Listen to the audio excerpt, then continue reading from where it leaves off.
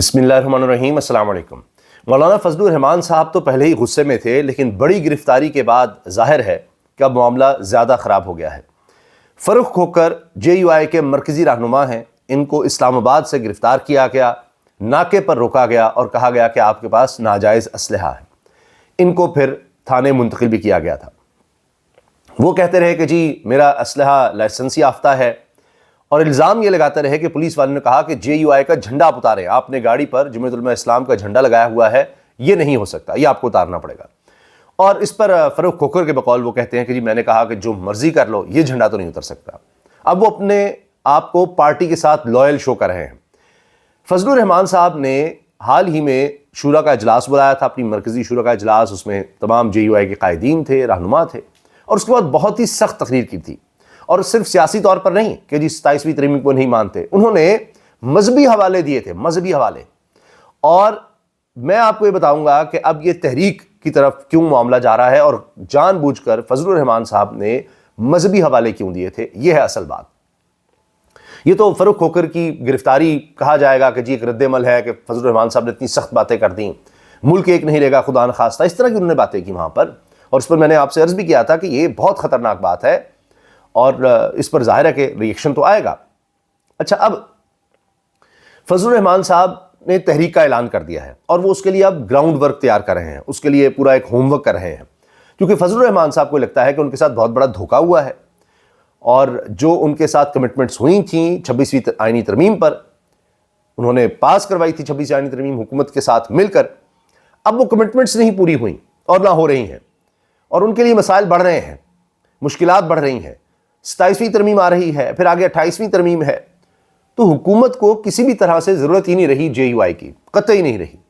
اب تو Peoples party کو بھی محسوس ہو رہا ہے کہ ان کی بھی حکومت کو ضرورت نہیں رہی، تو زیادہ ان کے بھی نخرے اب اٹھانے کی کوئی فکر نہیں ہے۔ ویسے بھی نخرے کیا اٹھانے ہیں، جنہوں نے اکٹھا کیا ہے انہوں نے اکٹھا رکھنا ہے ان کو۔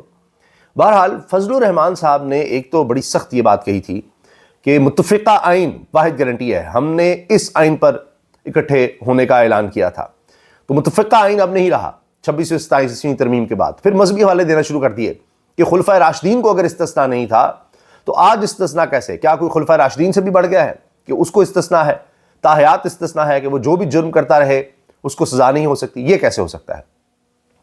جب متفقہ آئین کی بات کی، انہوں نے کہا کہ متفقہ آئین ہی ہے، ورنہ دنیا کی کوئی طاقت پاکستان کو ایک ملک نہیں رکھ سکتی، دنیا کی کوئی طاقت پاکستانی کو ایک قوم نہیں رکھ سکتی، یہ متفقہ آئین ہی ہے۔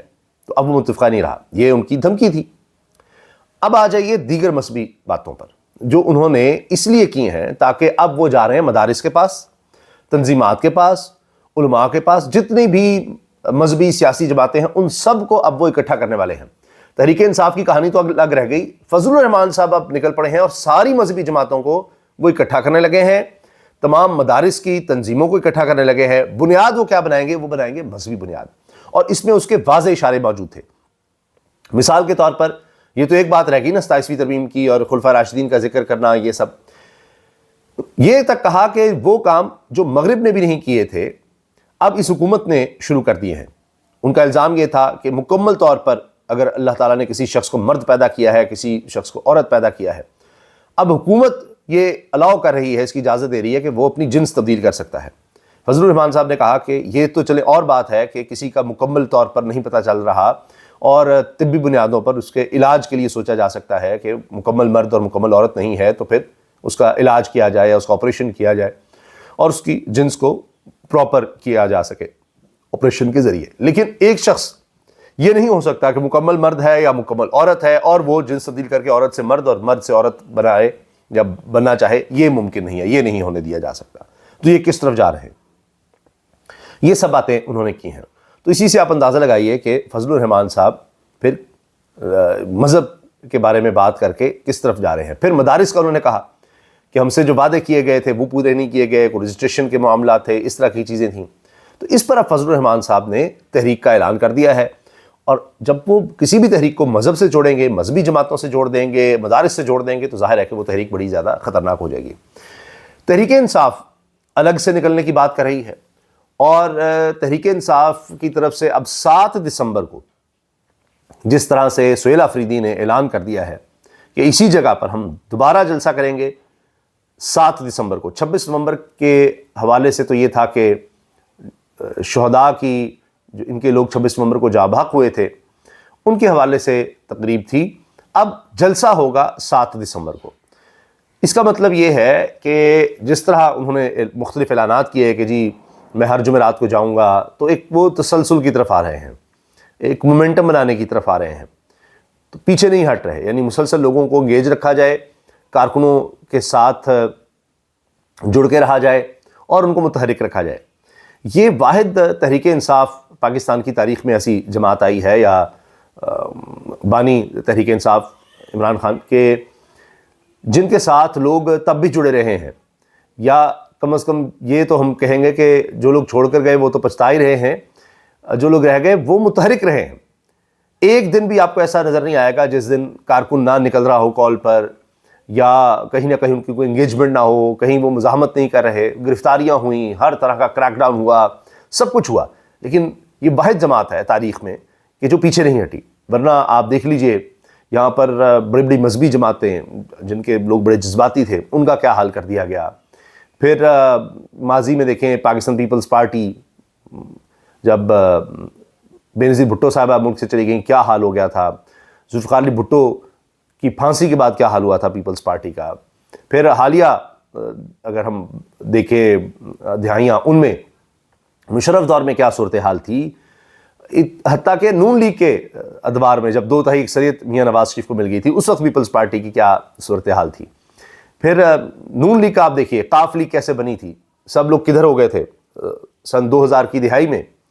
تو ڈیل کر کے جب میاں نواز شریف باہر گئے تھے پھر واپس آئے تو تب پارٹی دوبارہ اکٹھی ہوئی، ادھر ادھر سے لے لیے سب لوگ، پھر ان کی واپسی ہوئی، ان سب کو لے بھی لیا، بلکہ کئی لوگ تو مشرف کے قریبی لوگ وہ بھی اپنے ساتھ شامل کر لیے. تو یہ تو انہوں نے کیا تھا میاں صاحب نے، یہ ان کی سیاست ہے. تو ماضی میں یہی دیکھا گیا کہ کوئی بھی سیاسی جماعت اس طرح سے اتنا دباؤ، اتنا پریشر سسٹین نہیں کر سکی جس طرح تحریک انصاف کر گئی ہے.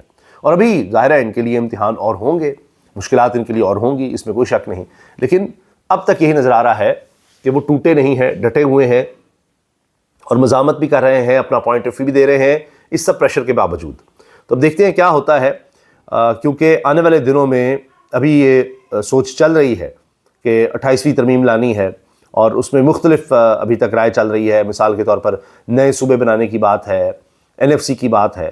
تو اس میں بھی اب جو موجودہ پارٹیاں ہیں ان کے لیے بھی مشکلات ہوں گی، اور تحریک انصاف کے لیے بھی ظاہر ہے، لیکن زیادہ فوکس 28ویں ترمیم پر موجودہ جماعتوں کی طرف آئے گا، اور لوگ پہلے ہی ان سے ناراض ہیں، خفا ہیں.